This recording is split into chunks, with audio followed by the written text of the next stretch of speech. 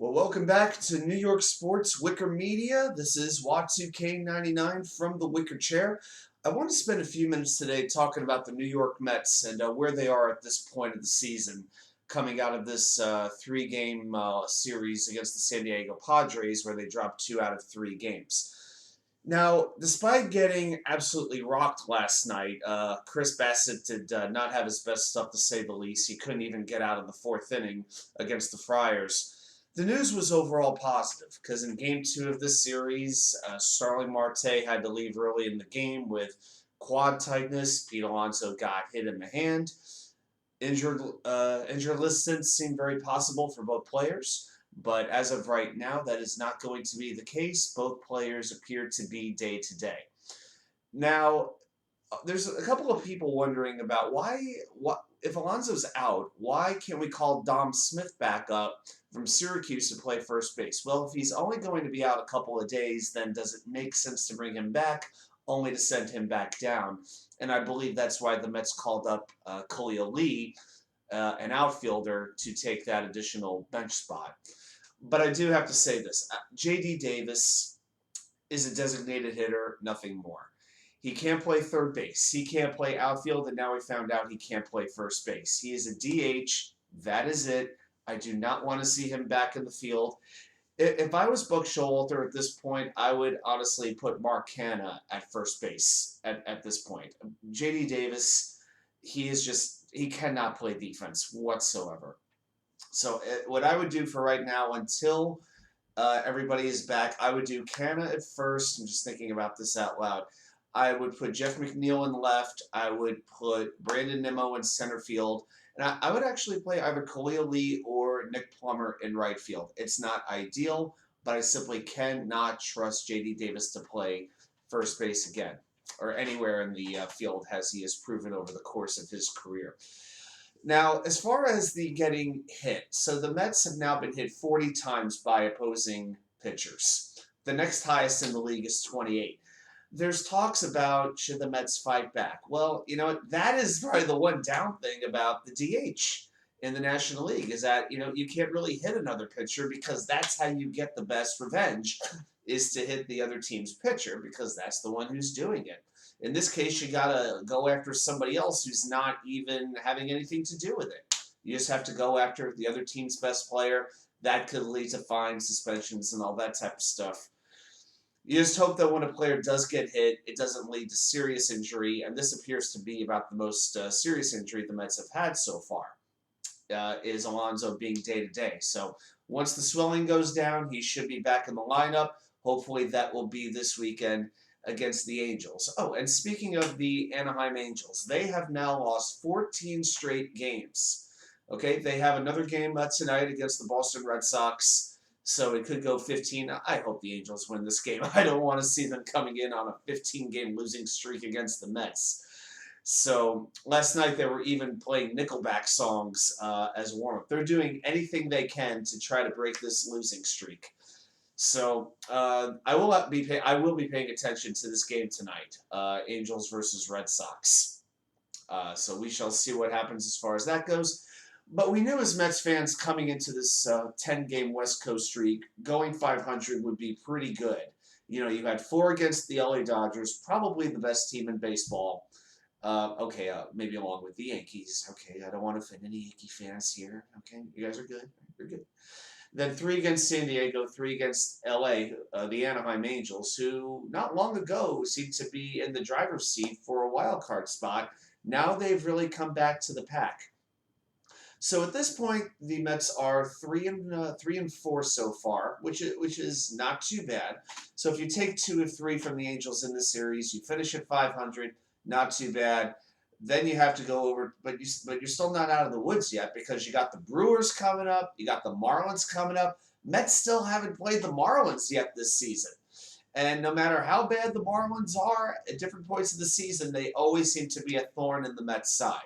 So that's something to pay attention to. But don't overlook the Brewers because that Mets-Brewers series, that's going to be a fun series. 2 of the best teams in the National League.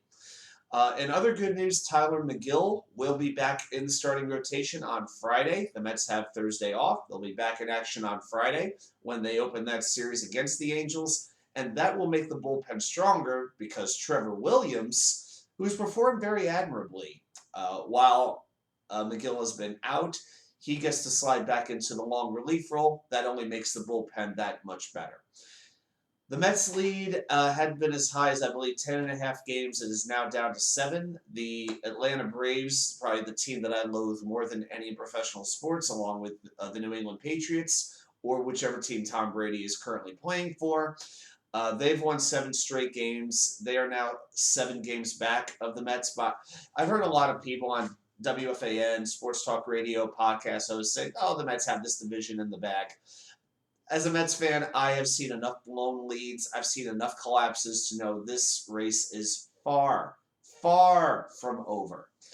So to me, they need to actually have a series against Atlanta where they put their foot on Atlanta's throats. The Braves have players. It seems like every year the Braves have 1 or 2 players none of us have ever heard of who they call up and all of a sudden they become the greatest thing since sliced bread. It's just every single year this happens. So is it Michael Harris is like the latest boy toy of in the chop shop. That he's like the latest guy that they have. So yeah, I am always going to be concerned about Atlanta. Philadelphia, not so much. Until they learn how to play defense and they get a bullpen going, I'm not going to fret over Philadelphia being a serious threat. Now, I would say this, though. One thing that I think has become very, very apparent in Pete Alonso's absence is without him, the Mets just don't have any pop in this lineup. I mean, you had J.D. Davis batting 4th. You had Eduardo Escobar batting 5th. And I like Escobar. He's a great leader. His teammates love him. But he's not an ideal 5th hitter in a lineup. So to me, at some point, the Mets are going to have to get another bat. Now, maybe to help out with that third base position, because if you call up a guy, where are you going to play him? Because the Mets have a pretty good lineup across the board. They're very versatile in terms of where they could plug in a player. And most of their top prospects, like Ronnie Mauricio, Brett Beatty, Mark Vientos, they're all really corner infielders. Mauricio can play shortstop, but obviously the Mets already have their shortstop in place. So if you call up one of these prospects, you're likely going to either DH him or put him at third base. But they need a dose of power. I don't think Francisco Alvarez is coming up just to DH. As much power as he has shown and as great as the prospects are for him, he is a catcher. He still has to develop his defense. So I don't want him coming up until his defense is developed. So if Alvarez, I could see Alvarez coming up, I would say realistically sometime next year, or if the team he's with, I'm going to guess he's going to be with Syracuse for long. He needs to stay in the minors and pick up his defensive skills, particularly blocking balls, things like that. That's the type of stuff on defense he really needs to work on, blocking those errant pitches in the dirt. So to me, I would not bring him up unless it was like in a DH role after the minor league season ends. So what can the Mets do? To me, I am looking at a catcher. And the catcher to me far and away is Wilson Contreras of the Cubs.